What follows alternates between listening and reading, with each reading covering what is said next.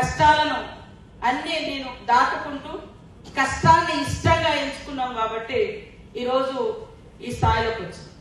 లేకుంటే ఎప్పుడో ఏదో రూపంలో ఎన్కౌంటర్లోనో లేకుంటే ఇంకొక రూపంలో ఉద్యమంలో ఉన్నప్పుడే ఎప్పుడో చనిపోవాల్సిన వాళ్ళం. ఇది నాకు సెకండ్ లైఫ్ అనుకుంటా.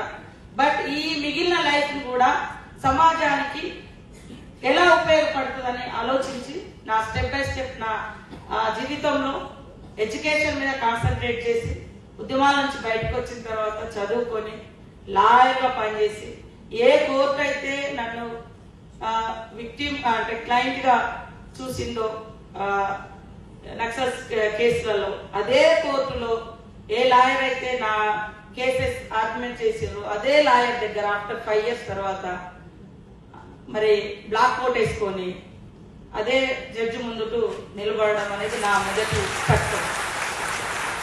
అంటే దానికి నా పునాది నేను ఎంచుకున్నది నేను ఆగిపోయినటువంటి స్టడీస్ ను మళ్ళీ కంటిన్యూ చేయడం.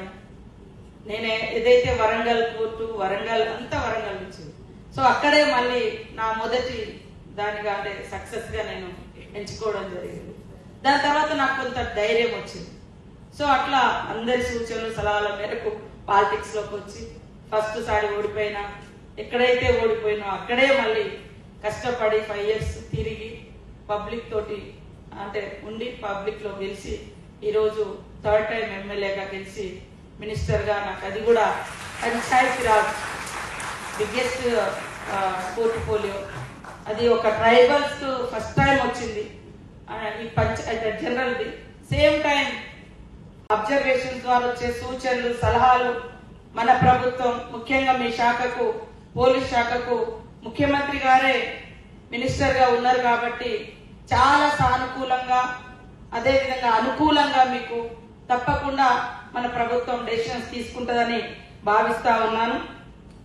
ఈ యొక్క గ్యాదరింగ్ ఏదైతే ఉందో ఈ రోజు ఈ యొక్క కాన్ఫరెన్స్ ద్వారా మనం చాలా అంశాలలో ఒక కమిట్మెంట్ గా పనిచేయగలుగుతాం అనేటువంటి విషయాన్ని నేను ప్రగాఢంగా విశ్వసిస్తా ఉన్నాను, నమ్ముతా ఉన్నాను. గవర్నమెంట్ నుంచి కూడా మీకు అలాంటి హామీ దక్కుతుంది. తప్పకుండా మీ సమస్యలను విని వాటి పరిష్కారాని కోసం కృషి చేసి భవిష్యత్తులో కొన్ని చట్టాలు కానీ కొన్ని రూల్స్ రెగ్యులేషన్స్ పాజిటివ్ వేలో మీకు తీసుకొచ్చే విధంగా కృషి చేస్తామని తెలియజేస్తాము. ముఖ్యంగా మహిళా పోలీస్ స్టేషన్ల గురించి చెప్పినప్పుడు ప్రపంచంలోనే మొట్టమొదటి పోలీస్ స్టేషన్ 1973లో ఇందిరాగాంధీ గారు కోజికోడ్ లో కేరళ రాష్ట్రంలో ప్రారంభించడం జరిగింది. అప్పటి వరకు కొంత అంటే ఉన్న ఫ్యాక్ట్ కూడా మహిళలు పోలీస్ స్టేషన్లకు వచ్చే వాళ్ళ సంఖ్య తక్కువ.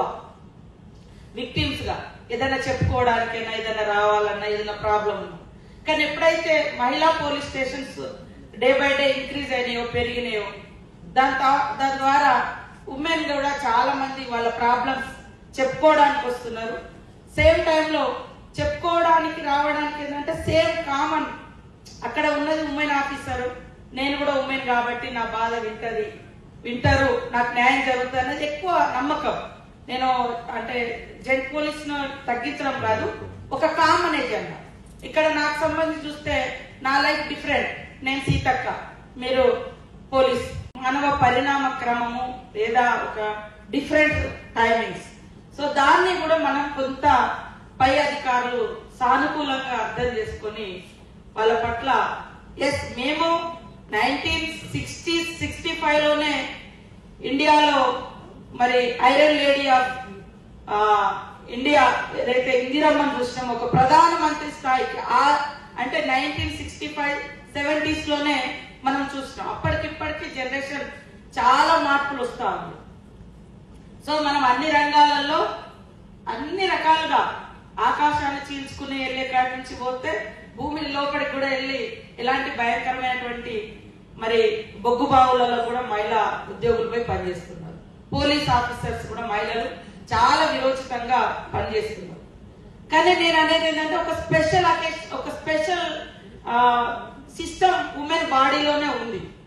అంటే ఒక మహిళ అంటే పిల్లలు కానీ విషయంలో కానీ మంత్లీ సమస్యలు కానీ ఉన్నప్పుడు ఇలాంటి సిచ్యువేషన్ లో పోలీస్ ఆఫీసర్స్ గా మహిళలకు లేదా కానిస్టేబుల్స్ నుంచి కింది వాళ్ళకు కొంత స్పెషల్ గా డెసిషన్స్ తీసుకొని పాలసీ మీరు ఈ రోజు ఇచ్చేటువంటి సజెషన్స్ లో మీరు ఫేస్ చేస్తున్నటువంటి సమస్యలకు ఎలాంటి పరిష్కారం ఉంటే బాగుంటది అనేటువంటి సలహాలు కూడా లేదా సూచనలు కూడా మీరు చేయడం మూలంగా ఖచ్చితంగా ఒక గుడ్ పాలసీస్ అనేది ఫ్యూచర్ లో మనం తెచ్చుకోగలుగుతాం. ఏ ఒక్క జీవోలు చట్టాలు నూతన అధ్యాయాలు ఎక్కడి నుంచో ఊడిపడవు. అది మన ఎక్స్పీరియన్స్ నుంచి మన అబ్జర్వేషన్స్ నుంచి మనం ఫేస్ చేసేటువంటి సమస్యల నుంచే పరిష్కారాలు అనేది వస్తుంటాయి. సో అట్లా అన్ని సమస్యలకు మేజర్ గా ఈ యొక్క కాన్ఫరెన్స్ అనేది పునాది అవుతుందని నేను భావిస్తా ఉన్నాను. ఇక్కడ వాస్తవానికి మీరు history in the police women police department నుంచి దట్స్ వై ఇక్కడ ఈ యొక్క మహిళా సదస్సు పోలీస్ సదస్సును మనం ఏర్పాటు చేసుకోవడం జరిగింది. ఈ యొక్క కార్యక్రమానికి అధ్యక్షత వహిస్తున్నటువంటి డీజీ అభిలాష గారు, అదే విధంగా అంద డయాస్ చారు సిన్హా గారు, స్వాతి లక్రా గారు అండ్ బాలనాగదేవి గారు, Tamil Nadu cadre, my dear sisters in uniform here, all SPs and other SP స్థాయి నుంచి కానిస్టేబుల్ వరకు ఇక్కడ అందరినీ ఒక దగ్గర కూర్చోబెట్టినందుకు మన డిపార్ట్మెంట్ అధికారులకు అందరికీ హృదయపూర్వక నమస్కారాలు, ధన్యవాదాలు తెలియజేస్తా ఉన్నాను. ఈరోజు ఒక కొత్త అధ్యయనం, నూతన అధ్యయనాన్ని మనం క్రియేట్ చేసుకుంటాము. చాలా మంది సమస్యల గురించి మీరు వింటున్నారు, ప్రొటెక్ట్ చేస్తున్నారు, వాళ్ళకు రక్షణగా ఉంటున్నారు. బట్ మీకేం సమస్యలు ఉన్నాయి, మన ప్రాబ్లమ్స్ ఏంటి అండ్ డిస్కస్ చేసుకోవడం కోసం మనకంటూ ఒక 3 days ను కేటాయించుకొని మీకోసం ఈ యొక్క పాలసీస్ ను రూపొందించాలన్నటువంటి లక్ష్యంతో ఈరోజు ఈ యొక్క సదస్సు నిర్వహించుకోవడం చాలా చాలా అభినందనీయం. ఇది చరిత్రలో మిగిలిపోతుంది. మనం ఇది ఈ యొక్క సదస్సును ప్రారంభించేటువంటి అవకాశం నాకు దక్కడం నాకు చాలా హానర్ గా, అదే విధంగా గర్వంగా కూడా ఫీల్ అవుతా ఉన్నాను. ఇది ఎంతో మంది మహిళా పోలీస్ అధికారులకు లేదా కింది స్థాయి ఉద్యోగుల యొక్క సమస్యలను పరిష్కరించే దిశగా తప్పకుండా ఈ కాన్ఫరెన్స్ ఉంటుందని నేను భావిస్తా ఉన్నాను. అదే కాకుండా ఇది కేవలం కాన్ఫరెన్స్ కాదు, కమిట్మెంట్ గా కూడా ఉంటుంది.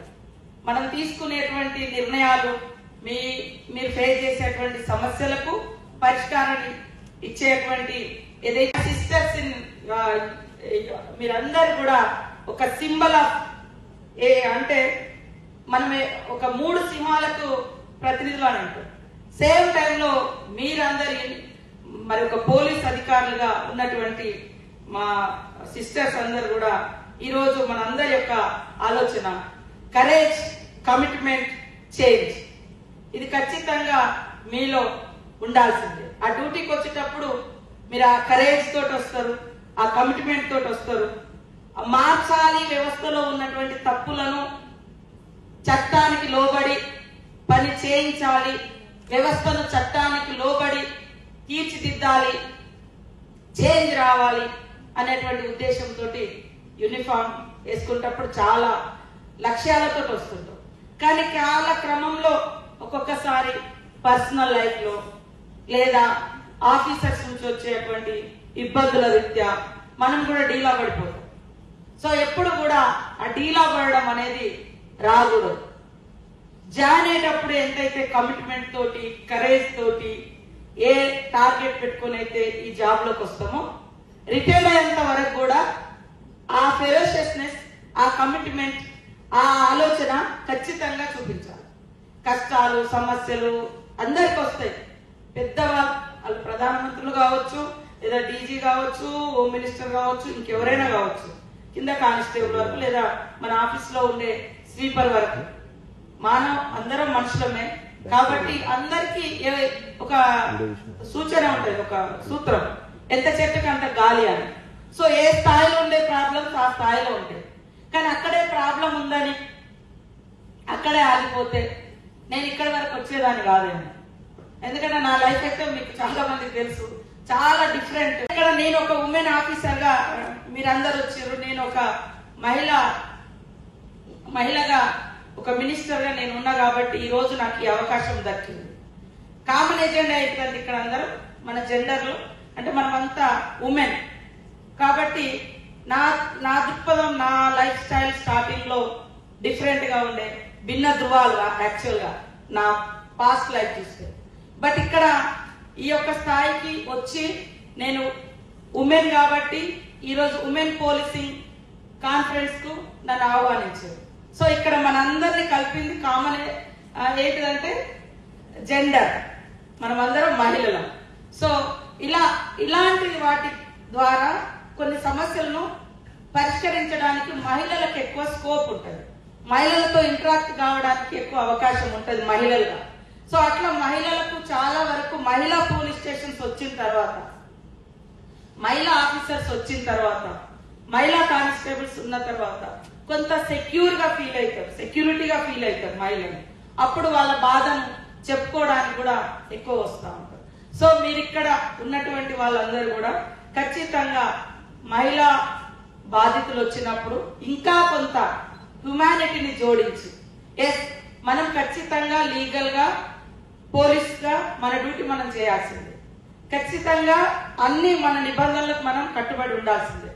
బట్ ఎథికల్ గా కూడా సోషల్ రెస్పాన్సిబిలిటీ కూడా జోడించి హ్యుమానిటీతో పనిచేస్తే అద్భుతమైనటువంటి పోలీసులుగా ఈ సిస్టాన్ని, వ్యవస్థను ఇంకా మనం బలోపేతం చేసి ప్రజలకు రక్షకులుగా ఉండేటువంటి అవకాశం మనందరికి కూడా, అంటే ముఖ్యంగా మీ అందరికీ అవకాశం వస్తుంది. తద్వారా